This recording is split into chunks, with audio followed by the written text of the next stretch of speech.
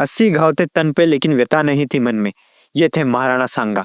तो आइए जानते हैं वो प्रसिद्ध गाथा जिसने शौर्य और बलिदान का नया कीर्तिमान स्थापित किया था। लेकिन उससे पहले आप वीडियो को लाइक करके हमें मोटिवेट करना ना भूले। तो आदित्य राज जी, बिना किसी देर के शुरू कीजिए द बैटल ऑफ खानवा की कहानी को। शुरू करते हैं मेन विलन बाबर से। एक बड़ी ही विचित्र बात बाबर ने अपने बाबरनामा में लिखी है, जो कि उसकी ऑटोबायोग्राफी है, कि जिस टाइम काबुल में मैं था, एक दिन सांगा के कुछ आदमी मेरे पास आए और कहते हैं कि बाबर, तू तो अपने भाई जैसा है, एक छोटी सी मदद चाहिए थी। मैंने कहा बोलो क्या चाहिए। तू हमारी मदद कर, भारत पर हमला कर और इब्राहिम लोदी को मार दे। मैंने पूछा क्यों। उन लोगों ने कहा हम अकेले उससे निपट नहीं पा रहे हैं और बाबर यह बोलता रहता है कि मुझे भारत में महाराणा सांगा ने बुलाया। जब मैं पानीपत में इब्राहिम लोदी से लड़ रहा था तो उनकी तरफ से कोई भी मेरी मदद करने नहीं आया था, इसलिए मैं इन सभी को अब सबक सिखाऊंगा। अब ये सारी बातें हैं बाबर का सफेद झूठ, क्योंकि बाबर को भारत में बुलाया था दौलत खान ने। दूसरी ओर सबसे जरूरी बात, इस बात को ध्यान से समझना दोस्तों, इब्राहिम लोदी जैसे कमजोर दुश्मन के लिए राणा सांगा बाबर को क्यों बुलाएंगे। उसको तो खुद 3 बार हरा चुके हैं। अब ये बात भी इस वीडियो को देख रहे 99% लोगों को आज पता चली होगी, क्योंकि हमें तो आज तक कभी बताया नहीं गया कि महाराणा सांगा कौन थे। आज हमारी यह हालत है कि हमें मुगलों का तो पूरा वंश याद है, लेकिन हमारे महाराणाओं के बारे में कुछ भी नहीं पता। ठीक है, कोई बात नहीं दोस्तों, जो हो गया सो हो गया, कोई बात नहीं। इसलिए तो हम लाए राजपूताना टॉक्स और छत्रपति टॉक्स। तो जुड़िए हमारे राजपूताना टॉक्स से और जानिए उस इतिहास को जो ना आपने सुना, ना जाना और ना ही समझा। आगे बढ़ने से पहले वीडियो को लाइक जरूर करें। बाबर के पास एक दिन उसका सेनापति आता, कहता है हुजूर हुजूर, खाने को एक दाना नहीं है, शाम को चूल्हा कैसे जलाएंगे, घरवाली भगा देगी। तो बाबर ने कहा कि मेरे दादाजी तैमूर ने पंजाब पर कब्जा किया था, अब हम उनसे टैक्स लेने चलते हैं। सेनापति एकदम खुश हो गया कि चलो आज का तो कुछ जुगाड़ हुआ। अब यहाँ पर पंजाब, यानी वो वाला पंजाब जो कि अभी पाकिस्तान में है, पंजाब पर बाबर ने हमला किया कि चलो कुछ तो मिलेगा। इस तरह पंजाब पर 4 बार आक्रमण किया गया। वो आता था, लूटता था और चला जाता था। उस टाइम पर पंजाब का गवर्नर दौलत खान लोधी इब्राहिम लोदी से बहुत नाराज था। वो बाबर के पास जाता है और कहता है तुझे कुछ शर्म आती है क्या, ये छोटे मोटे हमले करते रहता है, जीवन में करना है तो कुछ बड़ा कर, कुछ बड़ा सोच। बाबर ने कहा सीधे मुद्दे पर आओ, क्या ऑफर लाए हो तुम मेरे पास। दिल्ली पर अटैक कर, मैं तेरे साथ, तुम्हारा बाल विवाह का नहीं होने दूंगा।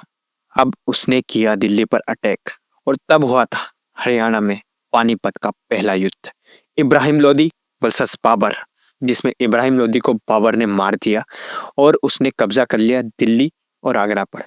कुछ समय के बाद दौलत खान ने उससे कहा चल निकल, अब तेरा काम हो गया, यहाँ से ये ले काबुली चना, रास्ते में खा लेना। बाबर ने कहा पागल तुम हो, मैं नहीं, यहाँ तो इतना पैसा है कि मेरी 7 पीढ़ी बैठकर खा सकती है, मैंने अपनी जिंदगी में कभी इतना पैसा नहीं देखा। बाबर ने कहा पावर, मुझे और पावर चाहिए, चलो बयाना के किले पर हमला करो। जैसे ही राणा सांगा को यह पता चला, उन्होंने कहा मुझे इब्राहिम लोदी मत समझना, नहीं तो वहीं पर तेरी कब्र खोद दूंगा। महाराणा सांगा ने अपनी सेना लेकर सीधे बयाना पर कूच कर दिया। उधर मेहंदी ख्वाजा ने सीधे बाबर को मैसेज किया, हुजूर चित्तौड़ से सांगा आ रहा है, कह रहा है कि हमारी कब्र यहीं खोद देगा, जल्दी कुछ कीजिए हुजूर। बाबर ने कहा खामोश, तुम्हारे जैसे डरपोक को सेनापति किसने बनाया। बाबर ने अपने सेनापति सुल्तान मिर्जा को भेजा दुगनी सेना के साथ। अब महाराणा सांगा ने बयाना में इनको ऐसी मार मारी कि बेचारे धोती पकड़ के भागे। इन्हीं के बीच में एक जगह है खानवा, यहीं पर होगा बाबर और महाराणा सांगा का ऐतिहासिक युद्ध।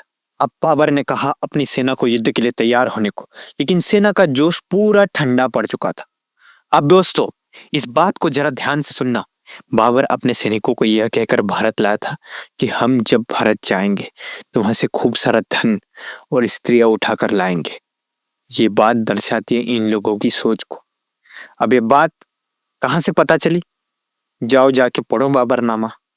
1 साल बीत चुका था लेकिन ये बकासुर जाने को तैयार ही नहीं था।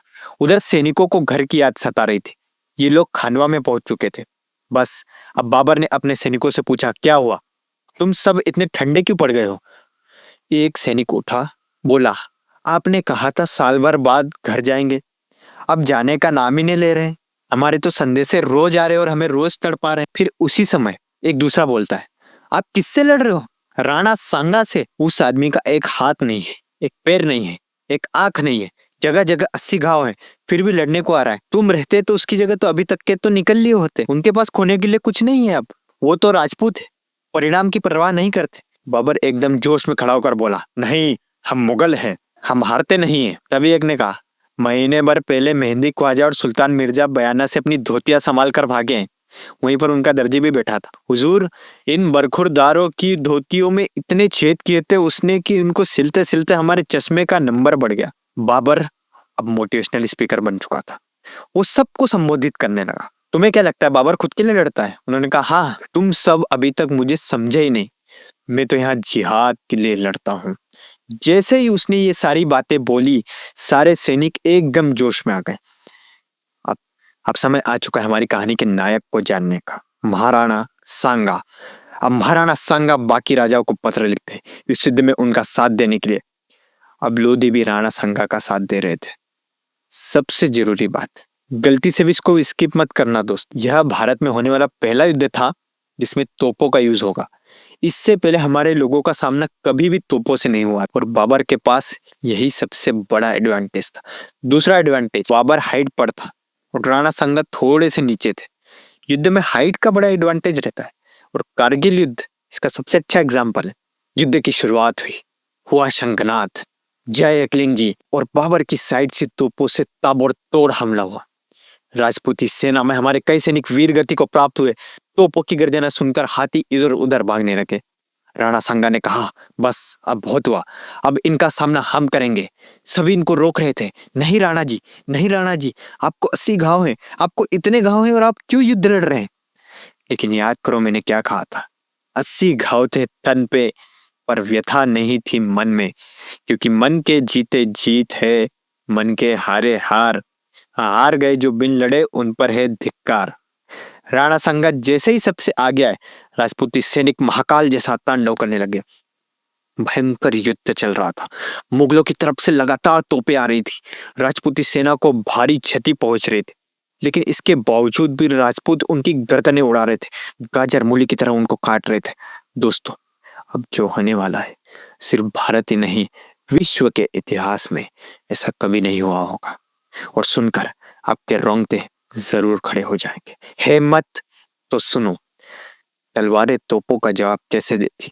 आखिर कैसे देती ये तलवारें इन भारी तोपों का जवाब? एक राजपूत जब केसर या पगड़ी बांधता है तो मोह माया सब कुछ भूल जाता है। राजपूती सैनिकों ने गर्जना की, जय मां भवानी, जय एकलिंग जी, और सीधे बाबर की उन तोपों में अपना सिर घुसा दिया। उनके शरीर के चितड़े चितड़े उड़ गए। ये थे हमारे पूर्वज, ये कीमत चुकाई थी हमने आजादी की। ये आजादी इतनी सस्ती नहीं मिली थी। बाबर ने जब ये देखा तो कहा, या खुदा, इन्हें तो कुछ डर ही नहीं है। हम बाबर की तोपें कुछ भी काम की नहीं आई, उनका बारूद गीला हो चुका था, अब वो तोपें चल नहीं सकती थी, और अब होगा असली युद्ध। तभी बाबर ने अपने सबसे उम्दा तीरंदाज को बुलाया और कहा, तुम सबको सिर्फ राणा सांगा पर निशाना लगाना है। कहा, लगाओ निशाना। तभी एक शत्रु का तीर सीधे राणा सांगा को लगा और राणा सांगा वहीं पर घायल होकर मूर्छित हो गए। और जब आमने सामने के युद्ध में बात नहीं बनी, लगातार राजपूत इनकी गर्दनें उड़ा रहे थे, राजपूत इन पर लगातार भारी पड़ रहे थे, तब मुगलों ने धोखे का सहारा लिया और धोखे से राजपूतों को मारने लगे। राणा सांगा के मूर्छित होते ही राजपूती सेना का मनोबल टूटा, लेकिन फिर भी वो डटे रहे, वो लड़े। लेकिन इनके छल के कारण बाबर ने उस समय इस युद्ध को जीता और खुद को गाजी कहने लगा। लेकिन इस युद्ध के बाद उसे यह अच्छी तरह से समझ आ चुका था कि इन राजपूतों से हम जीत नहीं पाएंगे, इन्हें तो मौत का भी खौफ नहीं। शायद ही दुनिया के किसी कोने में इस तरह का बलिदान आपने सुना होगा। ये सिर्फ भारत में ही हो सकता है। ये आजादी इतनी सस्ती नहीं है, इसकी बहुत बड़ी कीमत चुकाई है हमारे पूर्वजों ने, इसको व्यर्थ मत जाने दो। आज के लिए इतना ही दोस्तों, मिलते हैं अगले वीडियो में। तब तक के लिए देखते रहिए राजपूताना टॉक्स। हर हर महादेव।